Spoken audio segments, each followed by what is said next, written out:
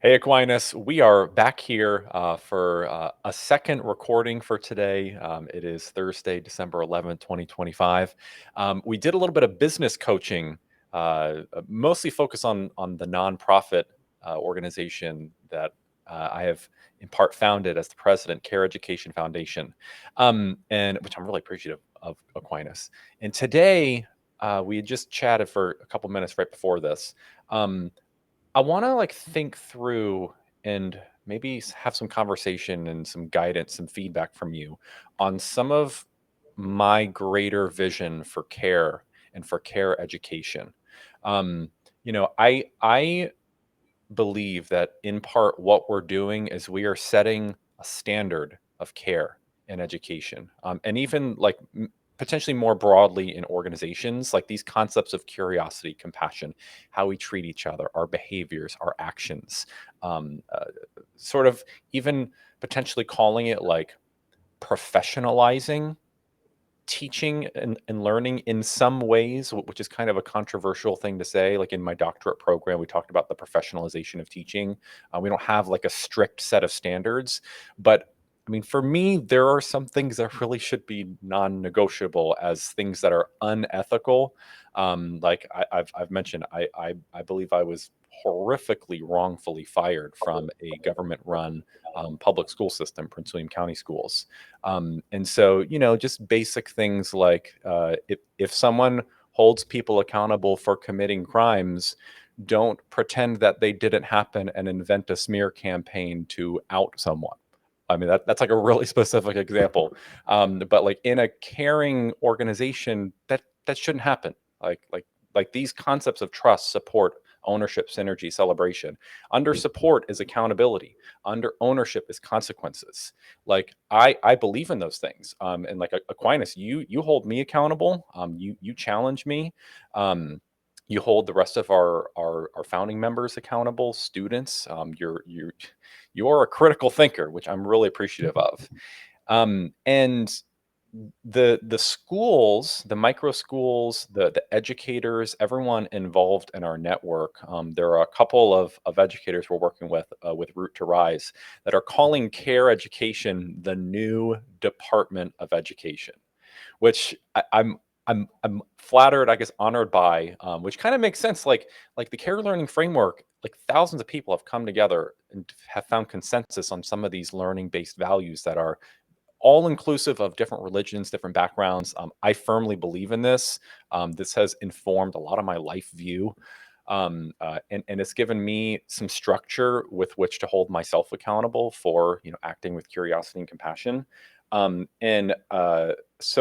in this little talk, I, I'd like to talk about like the depth and scale of what my personal vision is, which is maybe almost delusionally ambitious. Although, starting from the ground, like I think we're really doing this thing called care with everyone in our community, and I think we're growing really organically, and it can get to the point where it like really can be something like the new Department of Education level of influence in terms of setting a standard. So I want to get some of your initial reaction to some of that statement, and for you to help me kind of even think through some of this vision.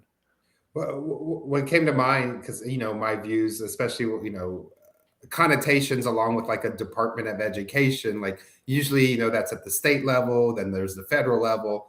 Those things, which I am personally against because of the government component, they're imposed downward, whereas this is saying this is what we have. Come join us if you have these values, or if you're curious about them, come learn. And then ideally, you'll be convinced of the validity, the efficacy, the reasoning behind it, and want to be part of what we're all trying to do through care. So, again, what comes to mind as you were saying that is like, or is organically grown, but still you had a vision, and with that vision, you personally demonstrate. Depending on however you view us co-founders, you saw enough of us initially to go. they are some people to be part of this because, again, however you interpret it and kind of prove to yourself, there were partial or full elements of the care philosophy, even if it wasn't uh, on paper yet. It's just through discussions and understanding how we thought about things, and then obviously demonstrating in our and this is online, but you have your own experience in person with some of the other people, like how were we all behaving basically towards each other as we did different activities. Yeah, well, and to the kids, and yeah, I definitely appreciate what you said. Like it's definitely not something that's top down. I wrote a paper in one of my doctoral courses that was on the professionalization of teaching, and I basically kind of made the argument that I think we should have some kind of codified body of knowledge, but that it's like a resource, very similar to what you're saying. Like we're not gonna like force some kind of compliance necessarily, although like I think accountability like is good for, let's say, mistreating people. But in general, I think it's very helpful for people to have a framework so that even parents, people who aren't in education, like people who work for a business, and maybe like you're a manager providing training to new employees, or if you're a student, like I think everyone can benefit from learning strategies, from teaching strategies, and ways to build relationships. Um, it's uh, we're seeing our students and our educators are really thriving from having some common language, something that like joins people together, that is actually like tangible, like the care learning framework. And it's something where it's also like anybody can practice. Like there are strategies to promote curiosity. I actually have a book basically like on teaching curiosity. Like it's magical. One of our students today, Kala, we were in our closing huddle. This was like right before I left school, and she was like, like sometimes I'll be talking to people, like I think they're my friend, and then I'll be sharing something, and they're like, eh, she's like, It's like they don't care. It's like they're not really like following up on anything. The conversation doesn't go anywhere. It's like, come on, like I want to have a conversation. It's like, Well, I was going to say what's interesting on that example, and especially that was her own kind of evaluation. And like, let's say I was the fly on the wall, kind of seeing an experience like that. Sometimes, if you think this would align with care, like my interpretation might be like, yes, they are not necessarily interested in be or at least showing interest in what you're saying. That wouldn't necessarily, in my mind, go automatic. They don't seem to care, like broadly speaking. They might, in particular, not be so interested in that thing. And then my thought is, a child or a preteen to a teen needs to be aware, just because whatever you're saying doesn't mean that that person has to listen and has to be yeah, interested. So going back to the curiosity, ideally, she wouldn't get offended right away. She might be curious to understand that whole dynamic, and it might entail, sometimes she needs to bring up things that she's moderately interested in, but she knows they are very interested in. And then that kind of gets that potential for exchange. Like after you've done some of that, then they might be more inclined to like the thing you're excited about, and they just appreciate your excitement, but you have been compassionate and curious enough to kind of form that bridge. mhm, What do you think yeah. of that? Yeah, that's a good point. And, like there could be other reasons why someone might not be responding in a conversation. Maybe they're tired. Maybe they've got something on their mind, and they're just like, and then they can't make that leap. Um, yeah, but it was an interesting conversation point. And so like I guess I would also kind of emphasize that like I wouldn't want to have curiosity be like you always need to be asking questions and seeking to understand it in a way that's like if you don't, like you're being a bad person, just because like one thing I worry about with something like a universal framework is like for it to become some sort of policed or I don't know, some behavior police, almost like something religious or something. Like it's again, it's a resource. It's research based. There's a lot of science for how learning and creativity works. Um, and so there are strategies, but at the same time, like we sometimes run into the issue where the kids learn some certain strategies and then they'll like want to be changing everyone around them's behavior because like they learn. So like we have to talk all the time about like, because especially when you got kids with disabilities, autism, like they really, some of it's like very black and white, and so they'll like interrupt people's behaviors, try to get people to do certain things because we're supposed to, and so we have to have a lot of conversations about some. For sure, yeah, I could definitely see why and that would happen. And then kind of going back to the conversations, one word that came to mind, like proselytizing to the other kids, like, hey, you're not doing this, you're not being in the framework.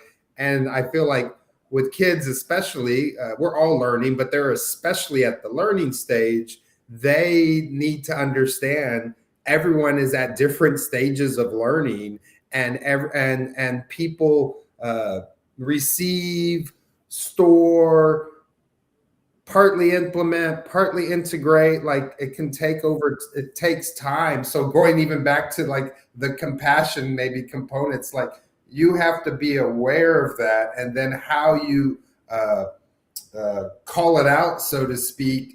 And again, they're young. It's like there are techniques that are more effective in that calling out. I'm not saying in of itself it's bad, but like it's more of an art in that part than a science. So the science might be, you're saying studies kind of back it up, but a lot of times I don't necessarily think of like in this kind of like behavior change.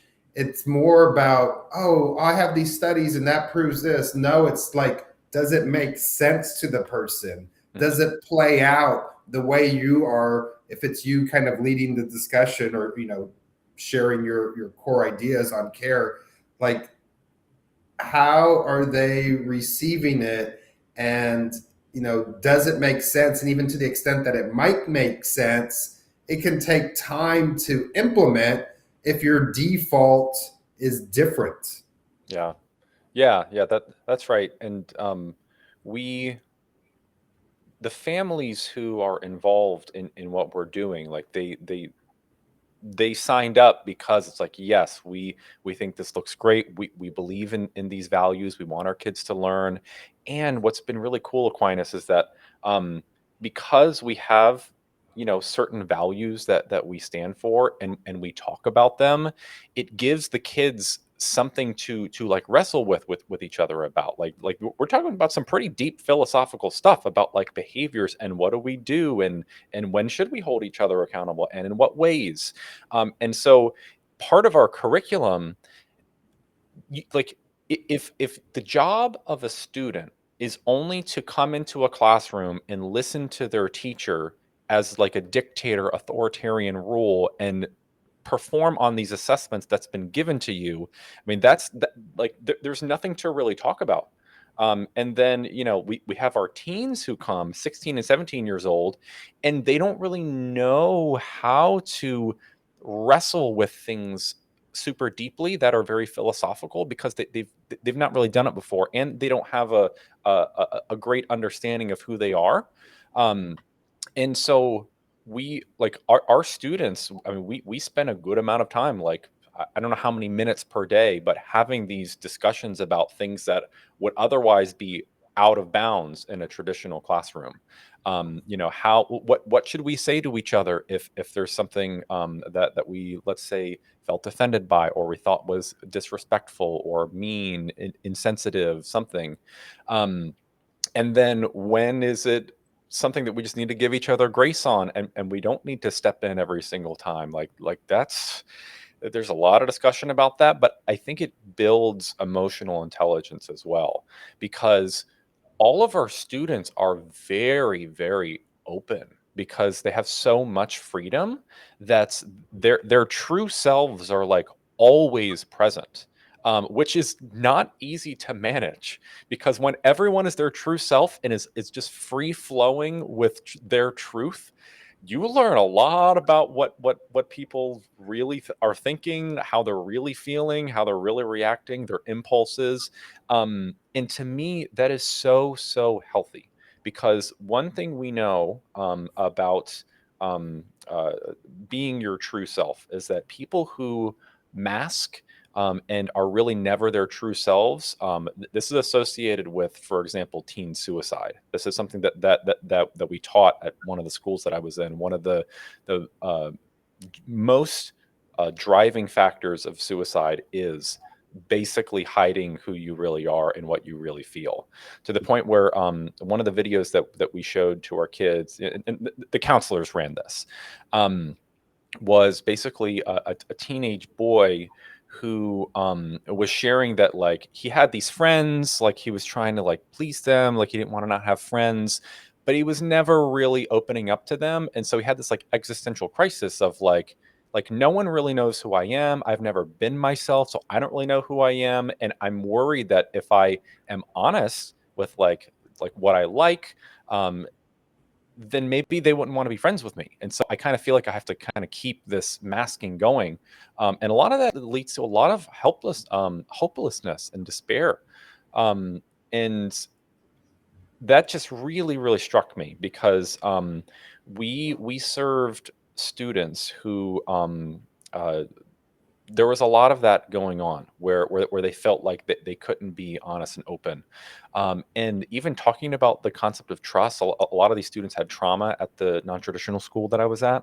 It was very triggering for them, to talk about the concept of trust and supporting each other, to the point where some of them were like, "I'm not talking about this stuff. Like this is weird. Like this feels like we don't talk about our emotions at my house or in my friends. It's like, why are we doing this?"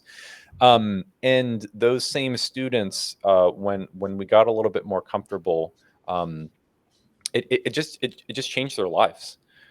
So many students, time and time again, and when they were actually treated like they deserved dignity from the educators in the school, because we had worked with so many students from trauma backgrounds before.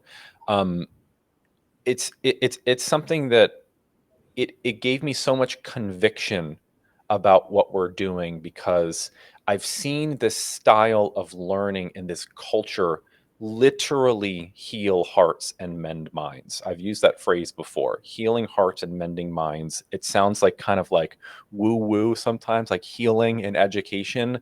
But when I have seen it before my eyes with like 100% like consistency, like care works. And every single time I've seen this style of teaching be implemented with fidelity, it transforms lives, it improves academic achievement. There are very clear social emotional outcomes that are observable, objectively, subjectively. It's really cool. So, like, to say that like this is a standard that I have a conviction about, like I really genuinely believe that this can change the world, because I've seen it so many times. And your style as well. Like I've seen you transform many people. I'm like everybody that you talk to, like you challenge people in such a respectful and caring way that I'm so like I even like remember the things that you say really well, because you're even so careful with your words. And so I'm always like paying attention to what's coming out of your mouth, because I know you're so careful with how you say things, and what you say, that I'm like emotionally invested with it. One big thing I was hearing, especially as you were talking about the example in the, I'm not sure what the right title is, alternative school, and that caring environment basically that you were creating amongst your class, isn't it kind of comparable to like closer friendships? Like, those are those friends. Basically, I think it could be summarized. You were allowing the kids to feel to be vulnerable. Yes. And often, and it wouldn't be limited to public schools. I can show the same thing in a different way in the private schools. It's like if you show vulnerability in that setting, one, like you're a sucker, or you're going to be thought of as a sucker, you're going to be taken advantage of, or going to be thought of as weak, and the bullies will prey on you. Mm. Going back to and especially in the public school, if those bullies are around, they still get to stay there. There's no one that goes, like even in our care framework, they're like, oh, everyone's being vulnerable. Now you've started making fun of everyone. Get out of the classroom. Well, you Yeah. can't do that there. Now, going back to, or going in the example of a private school where they still might have that option to kick someone out for, being uncaring across the board consistently. Sometimes they might not, depending, because of the money they're considering. Or even if it's not to that extreme, a lot of times in the private school, there's like a big status component because, usually related to wealth or what do your parents do and so forth. So even in those settings, the cliques still form. And whether they're public or private, like those cliques are almost at one time or another, if not more often, vicious towards the ones that don't fit into them. So obviously in the private school, ideally there would be a care framework, but that even more so in that setting, like if you weren't accepting to be part of it, like then this wouldn't be for you. And in some ways, Jimmy, I feel like I'm tying it back to what we had talked on off camera. Like there are parameters within of what constitutes care, and then as it's being like even implemented in Nova, everyone is on board, and it sounded like you got the parents buy-in, which makes a big difference to have those discussions, even within care. Not even to the extent I'm saying care, the physical implementation at Nova. There's still gonna have to be boundaries, not boundaries, that you don't necessarily feel or that you feel uncomfortable sharing, potentially more vulnerable things, but like boundaries, rational ones within care. That's like, I could be done talking about that, or I just don't want. I'm not wanting to play. It's not. I don't want to play with you because you're some kid. It's just I don't feel like doing that. I'm going to go do my own thing. So even within a care framework, not a kicking out because everyone's agreed. It's still like some boundaries would probably they probably get talked about in those conversations you have. Yeah, yeah. That makes me think of today. One thing that happened. We have a student who uh, she really, I don't know if I'd say she's a people pleaser, but she had this tendency to like not want to like cause a stir if she was feeling uncomfortable because she didn't want to just share. And there would be some moments where she would like kind of bottle up those feelings of discomfort to the point where she'd have some kind of like flip lid event. Um, and so we've told her like if you have those feelings that are bubbling up, and let's say you need to take a breather, like go somewhere else, like you can tell us, and like it's okay, like you're not going to hurt anybody's feelings. We're not going to be offended that you need to take a break. Like it's very normal. You've seen these students take a break, that they say, hey, I need to go take 5 minutes, I'm going to get some water, do whatever. And today, so she's practicing that. So today, we were having a pretty lively conversation towards the end of the day. And she said, you know what? I'm having this moment where I'm feeling really overstimulated. We got a lot going on. I'm going to stand up and go over there, and I'm not going to be involved for a few minutes. Then I'll come back. We're like, oh, yep, great. Thanks for letting us know. But And like, so in that example, like you helped her develop a boundary that she feels comfortable for herself. yes, yes. And boundaries have been a big part of our discussion. Um, I mean, even to the point where, like, there are a few different types of boundaries. There are like physical boundaries. There are what I call trust boundaries. One thing that I had a lot of conversations with people at the alternative school is like, if we believe in vulnerability and transparency, what is oversharing? Like, what will be too much to share? What should kids not be allowed to share? Or is there anything? And what about adults? And that gets into some pretty deep conversations. And so, yeah, so the boundary of like, I think that that we're describing right now is like your level of discomfort or something I would, that you I have a would flip it tolerance. right quick. I would say more your level of comfort versus discomfort. Kind Yes. of keep it. It's what you feel comfortable with. Uh, no shame, good or bad, because as time passes and depending on more experiences within this community and the community broadly, that boundary might expand where you start to feel more comfortable. But it's what you feel comfortable with, right? Because there's no forcing of the sharing. There's no guilt tripping of like, well, they shared this deeply. Why are you not? It's like, this is where you're at. That's fine. Yeah. Hopefully, and I would say, hopefully, I wouldn't even say it to them. I would be thinking, hopefully in the sense that you feel comfortable because of the setting, not hopefully because I'm so anxious to get this deeper aspect of you. You know what I mean? Because Yeah. especially if it came from adult, that could still feel like a pressure, at least in my mind, it could, versus I want you to be able to have that capability for your choosing at your choosing. Yeah, definitely. That makes me think too, part of in the care learning framework, so collaborative rigorous learning, that zone of rigorous learning, um, a certain level of discomfort, stress, anxiety is healthy. Like we want to be challenged in some level. Of course, we don't want to be so overly frustrated that we're like maybe suffering. Um, but something that we also talk with the students about, like if you're feeling like mild discomfort just because let's say there's a car went by outside, or someone said something that made you really think, and you're like, oh, I don't know about that.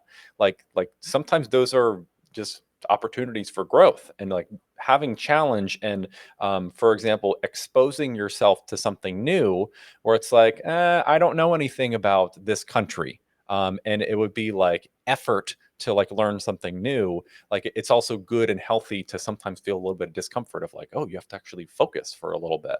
Um, I agree with you. And a particular example that immediately comes to mind would be something like, and I don't know if this is something that you've come across where there's even been opportunities to for the kids to have done this, is like public speaking. mhm. You know, uh, there could be maybe even the majority of the students at Nova who are like, that no, I am uncomfortable. And so, going back to what I said, it's about where they're comfortable. Uh, that kind of situation to me would be like, I don't want to say like a lecture or talk, but there is definitely a benefit to having that capability. And then it becomes on me without pressure, psychological manipulation to help them realize that that can be a benefit. So even if you initially feel discomfort, and we'll still go at the pace, I mean, that would be my approach, that you feel comfortable to almost like test that out. I do want you, student, to know that's a high benefit for yourself if you will or eventually overcome that discomfort. That's not me just, shooting the shit, speculating. Like that's a real beneficial skill to feel comfortable to talk out loud and maybe amongst a group of people. Yeah. Well, and that is a core part of our instructional method, and assessment method is social defense.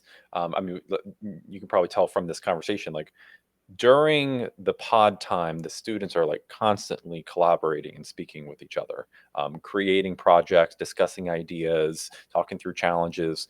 But then at the end of each week, we have these demo days, so we have a hybrid component to this particular program where like tomorrow, it'll be Friday. So we'll come together for an hour online, and every student one by one will present their projects, and I mean, not so much defend it, but we all go around and give feedback. We'll celebrate something. We'll share what we learned. We might give a suggestion, some feedback there. And these are students who, a few of our students last school year were not in any school program. Like they due to social anxiety, just a lot of maturity readiness, disability, just were not in a program at all that was a fit for them, and they're all like doing really really well. The some really innovative projects, but their comfort with each other to like speak with each other. We don't have any students anymore who are like, "Mm, I don't want to say anything," just because they like we stand for that trust. Like we fundamentally are saying over and over and over again, talking about trust and support. And the kids are just like, yes, okay, yeah, what do you have, what do you have to share? Like, oh yeah, that's cool. And then they're asking about it, talking about it. We don't have any putting down of ideas anymore. And it's really cool. Well, I was going to quickly bring up, which obviously it is important to have those discussions, but along with that, by doing those project presentations, that like walk the talk. Like, however their first experience, it's like at least subconsciously, if not consciously, like I hope this is really like gonna go the way Jimmy and all the adults have been saying, and no one's gonna slam me or laugh at these different parts. So like they got to have an experience where it was good that those kind of things didn't happen. The positive that now gets stored in their mind. Oh, proof, walking the talk, or whatever phrase. Like the adults around here are real about making sure that environment is of that type. I think that what we're talking about right now is one of the best specific things that students and teachers can all do to lift each other up. In the traditional school system, if someone has an idea and you have like five kids who are like laughing, like, "Oh, that's a stupid idea," like that is such a psyche killer, and it just erodes trust. It the next time someone has an idea, they're just probably not going to share it because they don't want to get made fun of. And so squashing that inspiration, especially if you have a novel idea that you don't know if it's even a good idea, like you have to build people up or at least explore it. Like we have several students who have an idea that is it's not really feasible, or maybe it's like way too ambitious, or they don't have the resources for it, or maybe it doesn't have merit or worth. And we can coach students of how to like maybe reframe their idea, but also sometimes students will really surprise us, where we don't think something is a good idea, but we don't want to also like say, oh well, that's probably not going to work, so don't even try it. We had a student who has like an interest in fire alarms. It's just like a something that he likes.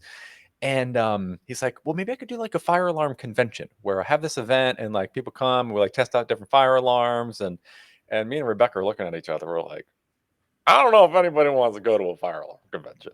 So we didn't know if it had worth, but we said, you know what? Um, let's test it out.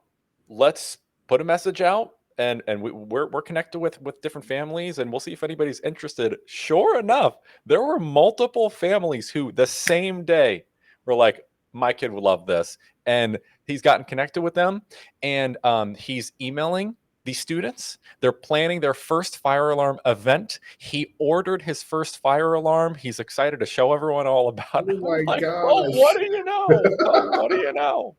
And well, I mean, I love your overall response, period. But what was also great is like, or included with your response is like, you had whatever you're thinking, but like you couldn't definitely know with certainty that no one, and you're like, I assume, Jimmy, even if for you is only subconscious, like I can't be certain. It seems far fetched, but like with any kind of thing, experiment. Let's find out. Who Mhm. knows? Yeah. And then, if by chance there was not any interest, it was not you squashing the idea. It was you supporting. Let's try. Oh, there's not interest. So he Yeah. got He got the real world feedback, not the appraisal of the adults around him about the feasibility of it. Yeah. And I also want to mention then that, in the zone of rigorous learning, there are ideas that probably shouldn't be pursued. For example, on the very first day of this entire school year, the kids had this great idea because we're first coming together. We're like, all right, let's think of a project idea. And we talked about like their interests, what are the needs, and we have some needs in the space. And so they came up with this idea that they wanted to build this like huge constructed like extra room inside of the space where they were gonna do all of this carpentry and all. This is the very first day, like the first conversation we were having. And so one of our students, who's like the logical, like, oh, is that going to be feasible? Like, basically, they came to the realization that a 6 month long $100,000 construction project was probably just not something that they really even wanted to commit to, let alone had the funds to do. And they came to that on their own. So we weren't like deluding them with like, oh yeah, anything you want to do, we'll make happen. But they kind of coached each other, and with our help as well, to make sure that they were actually in that sweet spot, in that zone, to come to that conclusion on their own. But the fire alarm example, that didn't really have a constraint of something being too difficult. We just thought no one was going to want to do it. So that was a great example to actually test out the idea, and it worked. No, yeah, and I was gonna like a far-fetched idea. Like not every besides far-fetched, we also talked about even on the sharing, like unappropriate. Like if by chance someone in the Nova, the kids were like, you know what, I'm really curious at what point my finger might freeze. What is it when you get that where they have to amputate because like it got frozen? Oh That yeah, is a hypothermia or. yeah. But I'm Well, saying like there's a term for it. So whatever yeah. that term is, that would not be appropriate for us to find out at what temperature, we're right at that threshold. Like maybe that finger's going to last or not last. Sorry, kids, we can't do the kind of things that might risk, bodily harm. So Yes. there are understandable by being the adult saying like some things are just, you safety issues, your own liability issues, which are the facts of the matter of the situation. We can't pursue those, or maybe they're like, well, let's see how big of a fire we can make without burning the place down. Sorry, kids, like can't risk that because of these kind of things. So I also I just want to quickly add on that. It's like it doesn't mean free for all no matter what. There is a reason why adults are involved, Yes. for this kind of stuff. 100%. I'm happy to come back to the zone of rigor. We're learning a lot in this conversation. But what's interesting, speaking of the care learning framework, is that the first project, the fire alarm, was an alignment potential issue. We didn't actually know if there's merit or worth or a need or an interest for the project, but we actually kind of proved that there was. But one of the four parts of the zone is alignment, ease, value, and then trust. So the second project was a resource issue. So that was the ease issue. It wasn't easy enough for us to do. But then what you're talking about now is trust. And for students to even evaluate the safety of something or the trustworthiness of something, like is something ethical as well. This comes up a lot when students really like cameras, videography, that it's all the rage. And so it's like, all right, well, if you want to take pictures and video, you can't just take video of anyone and just put it on the internet without their consent. And even like there are people in this program who their parents don't want their kids to be online. So we do have to have a lot of those conversations because they just don't know yet. So yeah, it does take some adults who do have some base knowledge about what some of those best practices are. And especially with what you just brought up too, I think there are ways to have those conversations to help get the kids to see that without necessarily imposing it as a rule, even though if push comes to shove, you might have to implement it like, no, because of physical safety issues. But I think it can be beneficial to still have the conversations and maybe give them the opportunity so they can also come to that realization. Obviously, you play that situation by situation. Definitely. So the because I only have a couple more Okay. minutes, but yeah, I think that even the nature of this conversation, I think this kind of really highlights some of the care philosophy, some of the framework, and I do think it is quite universal. I haven't met anybody that can't benefit from these learning values, or even that zone of rigorous learning we were talking about, just making good rational decisions. But then we actually design curriculum that is centered around their learner, where they're actually practicing making decisions, where they actually the curriculum is basically freedom, is really what it is. Mhm. Literally practicing freedom with care is a good summary of what it means to implement the care learning framework. So it's not just do whatever you want, but with care within that boundary, it basically is. And we all do that together. And that process of living and learning better together is what I call collaborative, rigorous learning. And so, to the extent that more people can start showing that they care, I just really think it's going to change the world of Aquinas. And that was, I mean, that was a great summary, really, because we like it is freedom within with again within the framework of care, and if that is truly implemented, like that still allows so much possible, along with being in an environment where everyone feels pretty good, if not great. Yeah, yeah. And the proof is in the pudding. Like kids are doing well. I haven't even talked about the teens. Well, I mean, some of who I've talked about today are teens. But yeah, well, thank you so much for being on here, Aquinas. I'm excited to continue to see this all develop, and I just invite anyone who's interested in getting involved, reach out to us, join the Care Society, message us about even starting a pod or a micro school in your area, being one of our care educators or micro schools or pods who are in the Care Education Network. And hope you have a good rest of your day, Aquinas. You too. Thank you for having me, Jimmy.